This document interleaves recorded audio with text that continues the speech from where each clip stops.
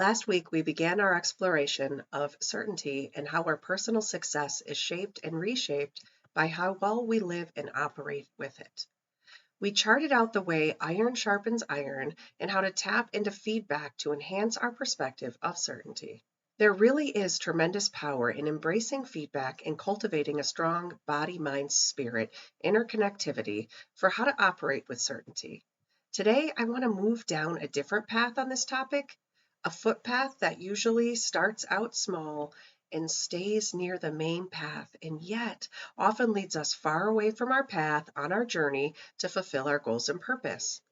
I recently realized I had been led far away from my set path, and when I realized it, it was like I had ended up in an entirely different world, one where I didn't feel like I belonged. Ever feel lost like this before? If you're trying to find your way back to your set path or don't even know if you're on the right one yet, you're in good company. Today, I want to talk to you about using caution when you seek the input of others where your certainty journey is concerned. In today's episode, you'll get a better understanding of using caution and taking things under mind spirit advisement to fully see with absolute certainty. You'll hear about my current journey to get back on track on my own journey, and you'll gain some tips to use as you navigate your own certainty journey. Do you crave better self-esteem and confidence but feel stuck in a fog of uncertainty? If you're ready to gain clarity on your goals and cut yourself free from the fear, self-doubt, and worry holding you back, this show is for you. I'm Jennifer DeBellis, award-winning author, speaker, and clarity coach. I help women like you restore their inner worlds and get clear on their goals to confidently fulfill their greatest desires. Ready to restore your inner warrior? Then turn off those distractions and tune in to this next episode. Hey girl, are you tired of living in a fog of uncertainty when it comes to fully imagining and achieving your goals? Let me show you how to chart out your goals with a customized map that pinpoints exactly where to start and which direction to go first. My Zero to Clear Clarity Coaching simplifies this process and helps you tap into resources already within reach. Zero to Clear will help you fully imagine your goals, map out actionable steps to take, and show you how to finally begin that journey toward finding personal success. You don't need to keep throwing away money and precious time or feeling defeated by uncertainty, worry, and stress. Just like that personal success you crave, clearly seeing, setting, and working toward those goals should feel good and fulfilling, and you will be able to see and feel progress along the way with my coaching. Book a Zero to Clear coaching call and let me show you how easy it is to begin living your best life today. Use the link below or find one at restoreYourInnerWarrior.org/0-2-clear-coaching. So I want to open with how seasons of survival can dim the light around our certainty. This is one of the ways that life becomes engulfed in a fog that's so thick we can only see a few feet in front of us at all times. We begin to forget what the landscape even looks like for our goals and purpose, which once seemed so clear and even set in stone. We also begin to desperately grab onto things that are within reach or in our line of vision because we need to survive in this moment and in this season. Perhaps the people around us, even those in our trusted circle, begin to try to help us to get back on track in our life or offer us new paths that have actually worked for them. Our circle of trust is often like a river. It's sustaining, it's life-giving, it hydrates us. It's something that we can't live without. And last episode, we talked about that 3-ply cord that you can weave together when you think about your own sensibilities and your own mind, and when you bring that spiritual element in, and then you also bring in that third fold being your trusted circle of people that you want feedback from. And so when I reference this fluid body of water, kind of imagine that all of these life-giving resources exist in this space.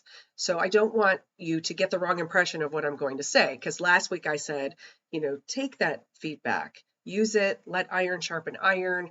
And then this week I want to talk to you about the caution that we have to apply when we do get feedback, because the reality is not everyone is going to entirely understand what our plans are and believe in them the way that we believe in them. And they're not going to maybe even believe that the ways that we see ourselves fulfilling those goals will lead us to the success that they imagine we should have.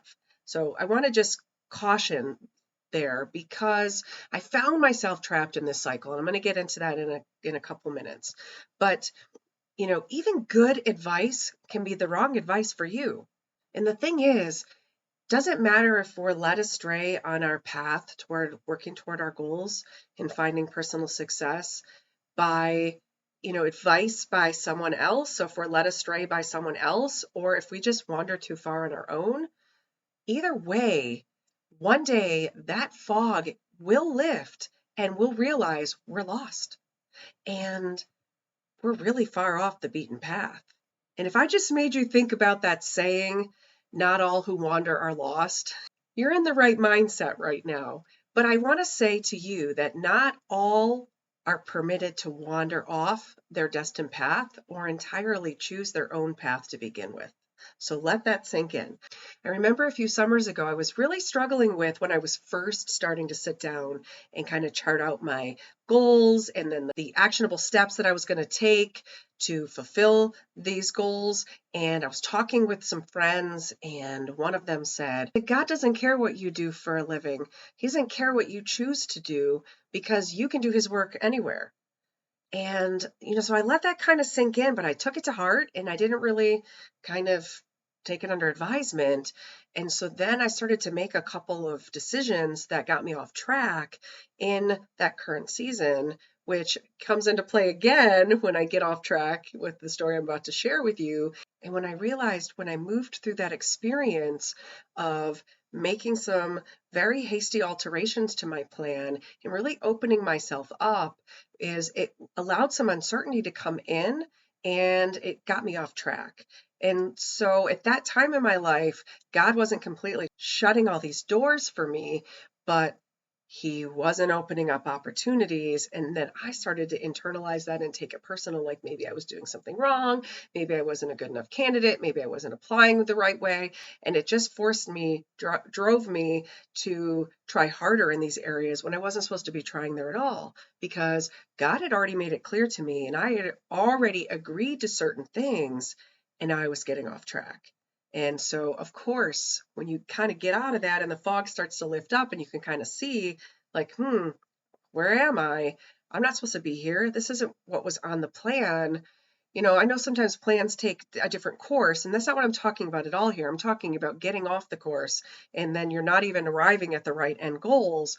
That's where I found myself. And I was so frustrated and lost and, filled more with worry and anxiety and stress. And because, again, you lose time. And when you get off track, it takes time to get back on track. It's not like, there's like a hand that comes down and grabs you like you're on a game board and then it like moves you back like, nope, you're supposed to be over here. Like you have to do that work to get all the way back over there.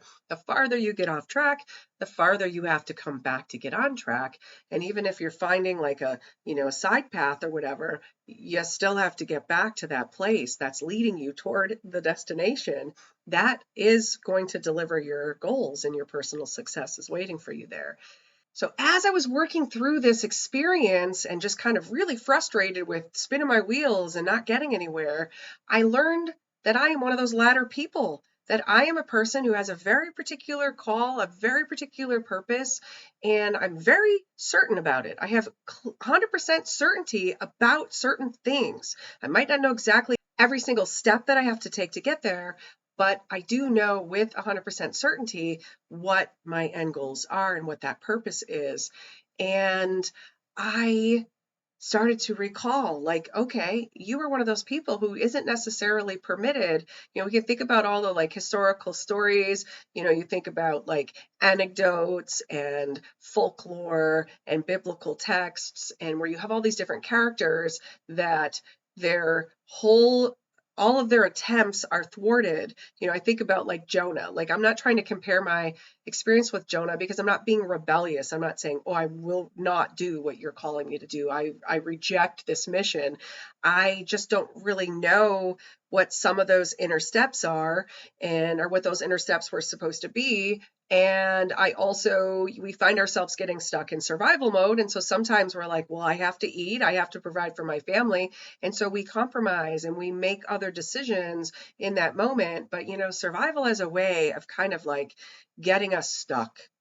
And it has a way, if it distracts us and it keeps us in that survival mode long enough and pulling us off the beaten track into a completely different world that is completely foreign, not on our list of things to do and places to see and places that need to be visited in order to get us to the next point, that distraction can ultimately maybe become a form of destruction. And when destruction comes in, it's like a storm that moves through, and it's ripping houses up and structures up, and it's leaving devastation in its path. So, there's also that caution that if we stay in survival mode and we get off of track long enough, it will destroy our plans. It will destroy the work and the foundational stuff that we already set in place, which means not only do we have to find our way back onto the right path, we have to rebuild some of those foundational elements also because they get destroyed. So when it comes to my certainty, when I say I have 100% certainty, it means that it has been tested and retested to a point that I no longer doubt it. I don't question it. I don't resist it. And maybe you'll be in that position, or maybe you've already been in that position and you're at a very similar crossroad to the crossroad that I was at a few years ago and the crossroad I found myself at when last year was ending and this year was beginning.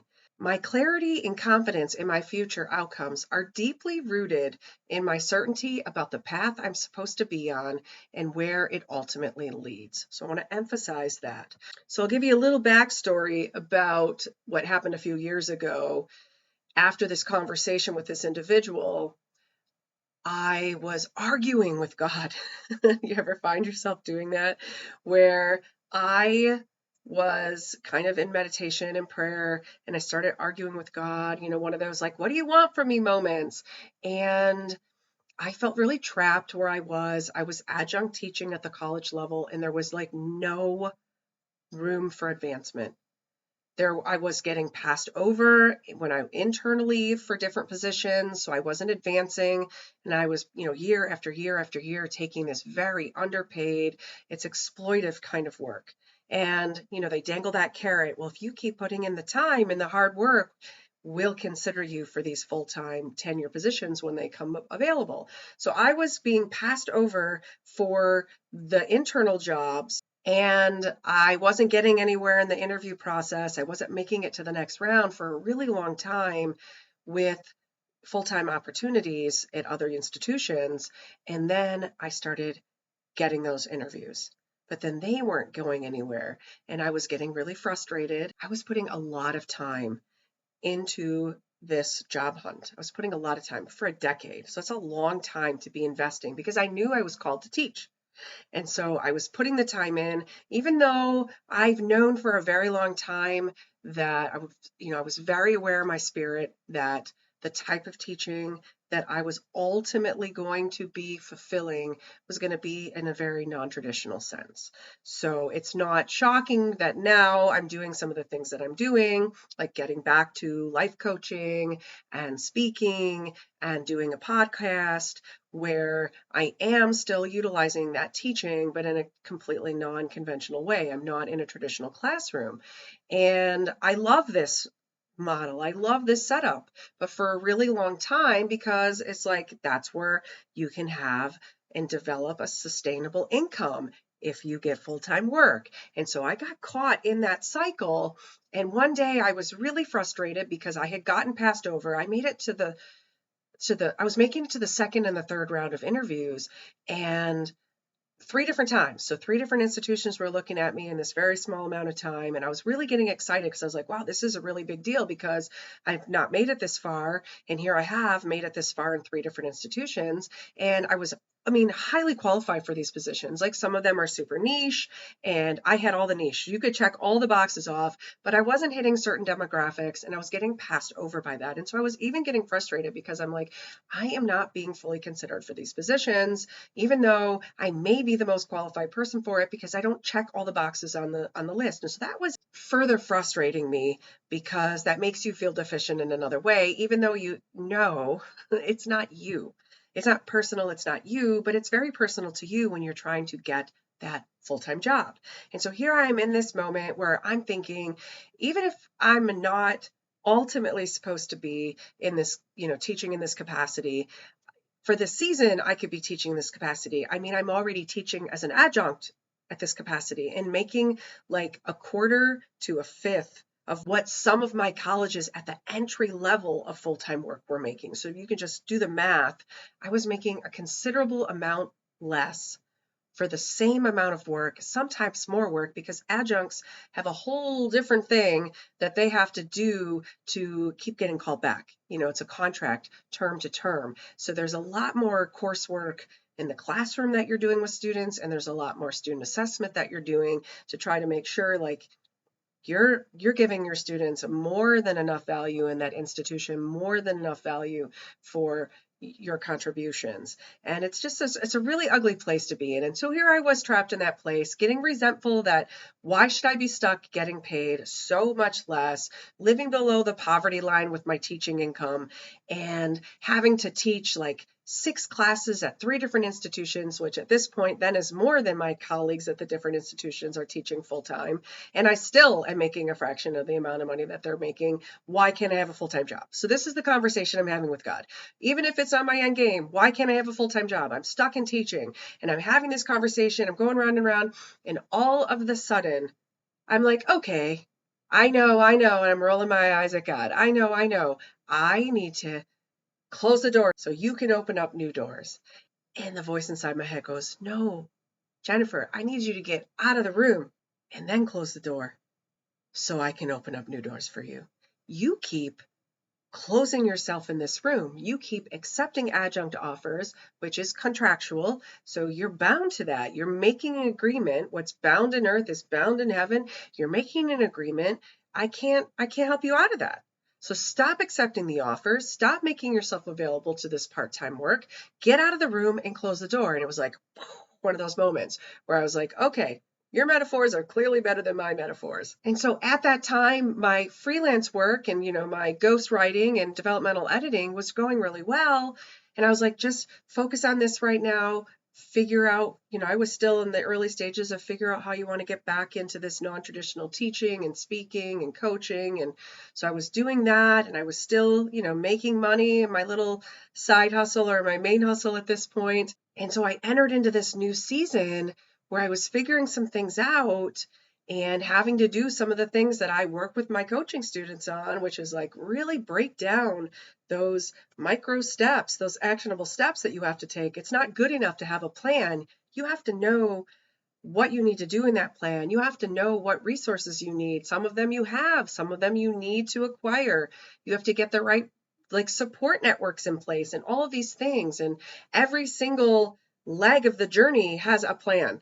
So if you think about the way a plot structure works in a fictional story, there's all these different plot points and things that happen in between point A and point B that are super important steps that without them, they would not lead to B. And then once you get to B, without all the little tiny micro steps in between, they would not bring C into fruition. And so our life goals and our plans for that are kind of similar to a plot line. We have to plot them all out, and then we have to figure out what steps we have to take. You can figure out all the steps, but you figure them out in that moment, because here's the spoiler alert: life changes, the world around us changes, and sometimes, quite often, we have to recalibrate.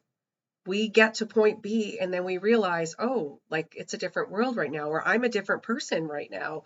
And we have to make some of those changes. We have to change course maybe, or we have to change the ways that we're going to do certain things, or we might have to change certain steps altogether. You know, technology changes. It doesn't just advance. Sometimes things are just no longer available, and that's not an advancement. Now it just doesn't exist. And so now you're like, what do I do in place of that missing thing? So these are all problems that we have to solve.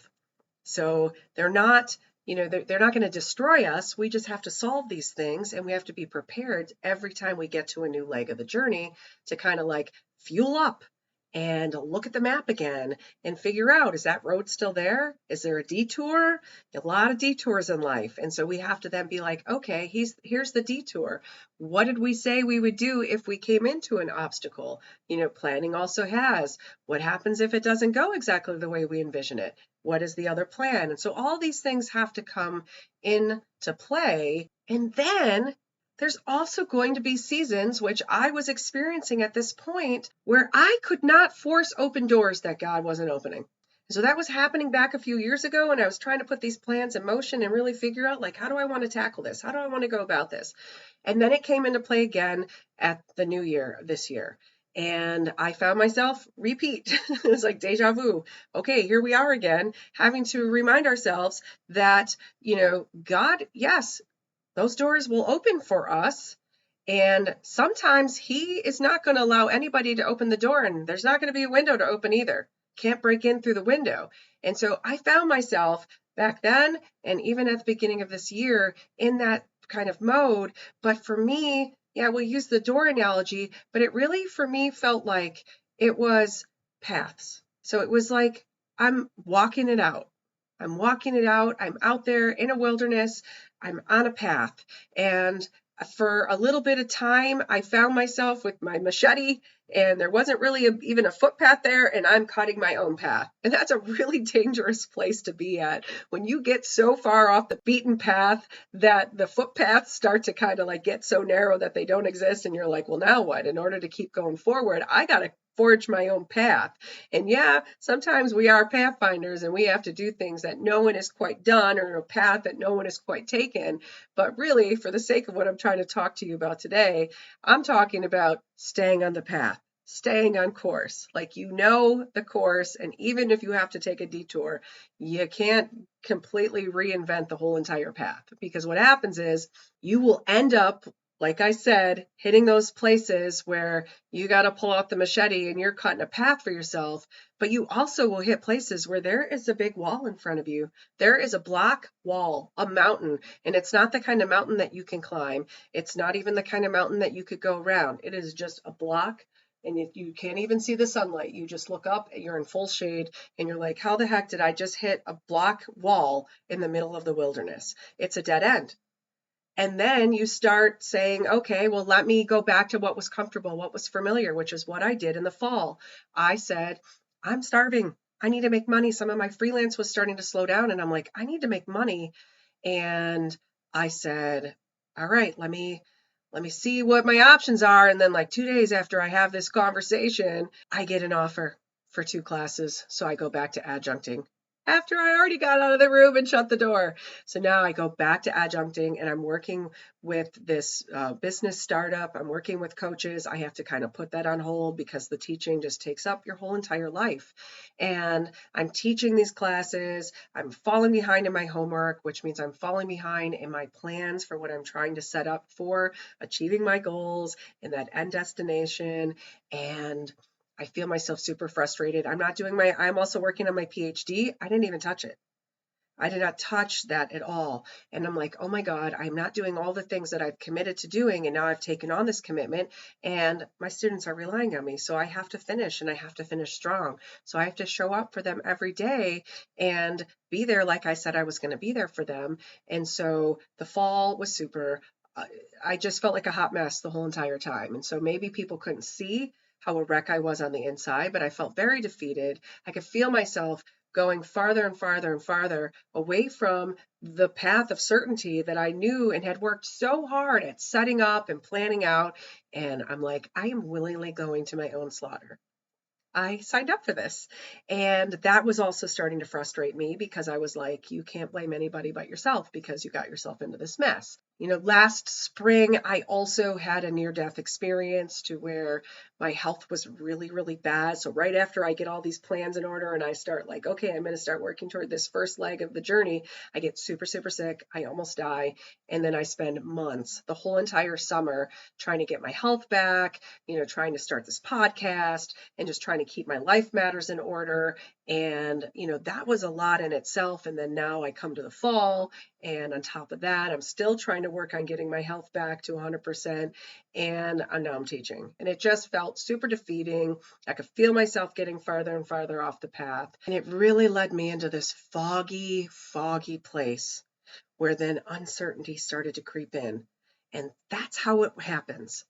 So when I said, like, sometimes the distractions can ultimately lead to destruction, where we start to get in that place where we're so far off track. Maybe we haven't hit a brick wall. Maybe we haven't hit a dead end. Maybe we just hit a patch of fog. And so we're in the fog and all we can see is like maybe what's right. We can just reach out what's right in front of us or maybe a little bit beyond what's in front of us. And I found myself at one of those points and I was feeling very uncertain. I was sharing it with some of my close friends. And one of my friends was like, I have a job opportunity that came up. You are a really good fit for it. You should totally apply for this. So I start, kind of like, I'm going to go back. I'm going to go after it. And it, turns out to be this detour. And I'm like reimagining, like, okay, I can reimagine myself. I can give this the 3-year plan, the 5-year plan. I can do this because, it's solid income and I can do that while I'm also building this stuff. I just have to slow back on it a little bit because even at the end of the day, it was far better pay. And at least with this job, unlike adjuncting, when I got out of work, I left my work. With adjuncting, you leave work, you come home, you're preparing lessons, and you're assessing work and assessing work and assessing work. The grading never ends. And so I was like, okay, it's better than what I had, so I can think about this room that I was already supposed to be out of and this door I was already supposed to shut.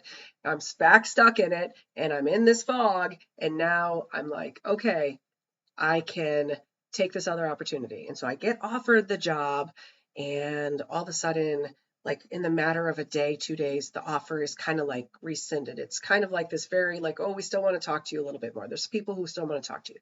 So for whatever reason, it doesn't end up panning out. And it's kind of devastating because you say, okay, I'm going to do these things. You change your thinking.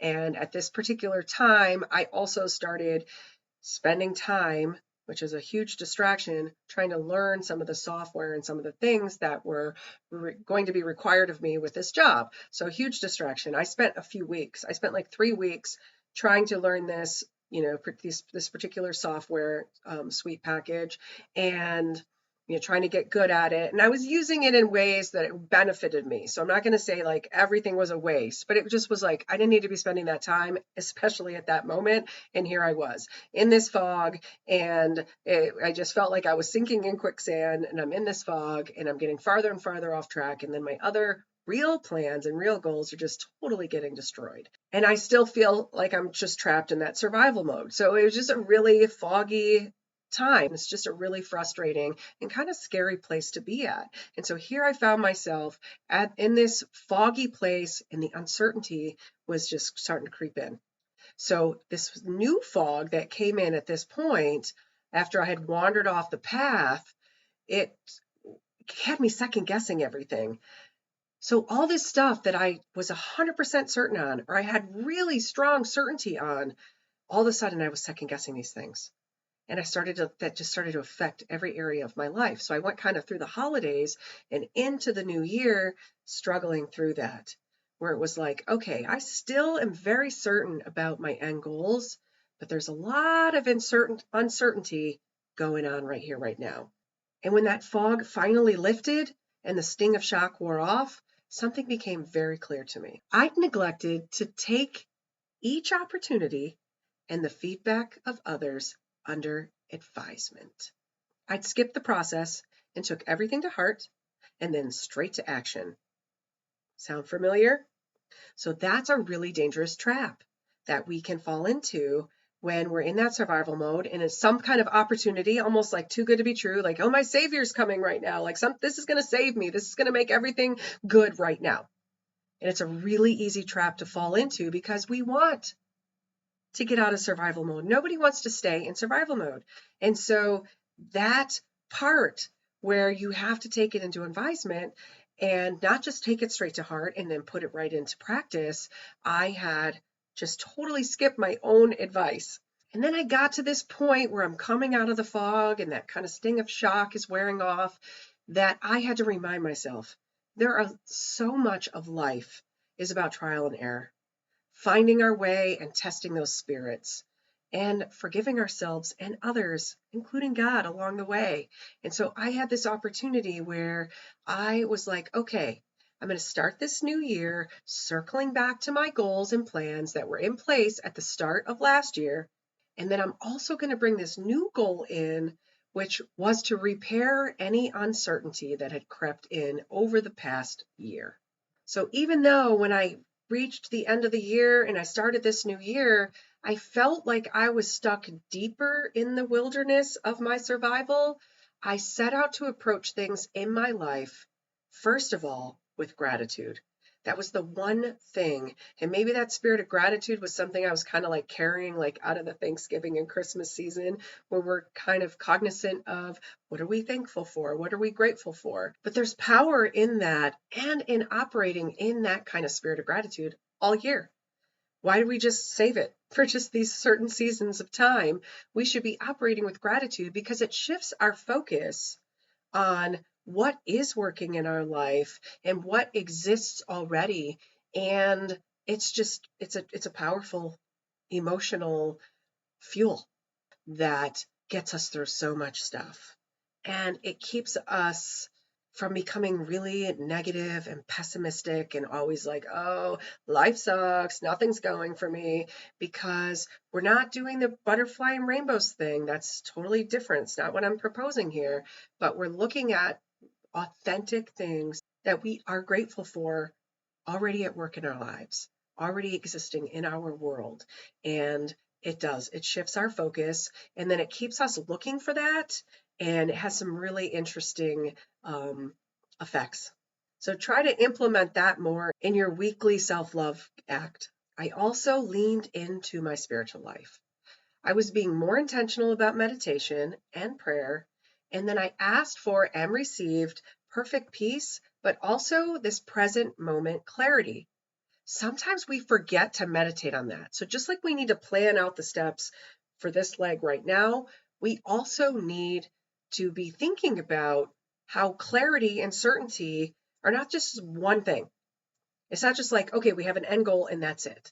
We have a lot of little tiny aspirations and things that we want to achieve and want to experience. And we sometimes forget that we need clarity on something in the present moment. So we're so focused on the end goals sometimes that we forget about what's going on in the present time. And we need to kind of put a little bit of effort into that. We need to remind ourselves, you know what? You need to also seek present moment clarity for how you should be operating right now, what things should be in place right now. And then the third thing that I did is I committed my ideas and actionable steps to paper and developed a new plan.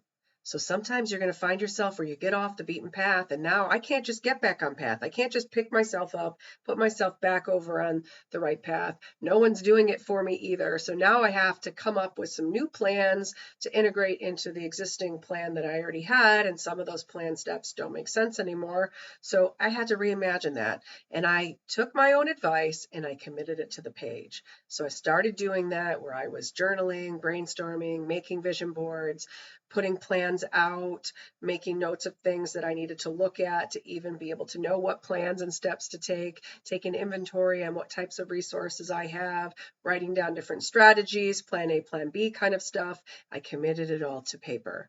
And so that is also a really powerful thing, because it's almost like you're making a contract with yourself. You're putting it down, and it's like very prophetic. You can manifest that, but also to help you stay on track.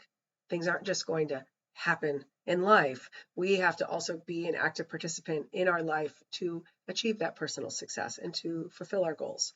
So you can see how my experience here shaped and reshaped my certainty, and how far my course and action plans got off track when I adopted what I want to call a reaction mindset. This reaction mindset caused me to make decisions that didn't align with my goals or any of the plans I had already charted out to achieve them. It also made me double-minded, where uncertainty was allowed into the place where such certainty already existed. It's like, don't let that in. Don't even open a window. Don't leave a door crack. Do not let uncertainty come into this place where you already have absolute certainty. You have to guard that, just like we guard our heart, just like we guard our minds. We have to guard our plans. We have to guard our certainty. It also showed me something invaluable about goal setting and personal success. Our success in every moment and in the end relies on many planned stages, ones we must, at the very least, chart out and plan for. We need to get clear on our goals and desired outcomes. And we need to get clear on what steps we need to take on this leg of our journey. If we plan beyond this, we need to reassess along the way. These are the very strategies that I bring into my coaching calls to help my students plan out their goals and their action plans for how to achieve those. Sometimes it's just what first steps to take or what next steps to take. When you get lost, sometimes we just have to think about, we have sometimes the strategies already inside us. We just have to get back to the roots and to know what are those actionable steps that I should be doing right now.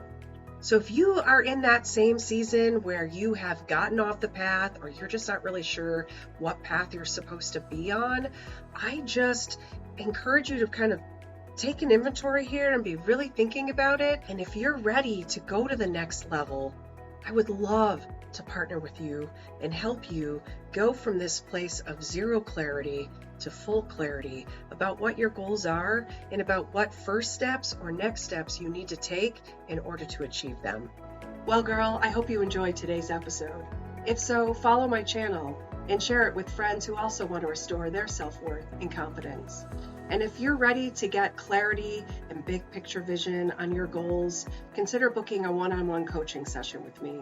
Find a link in the show notes below to book a session. And as you go through your week, may your empowered spirit, heart, and mind guide you. Catch new episodes every Saturday. Ciao.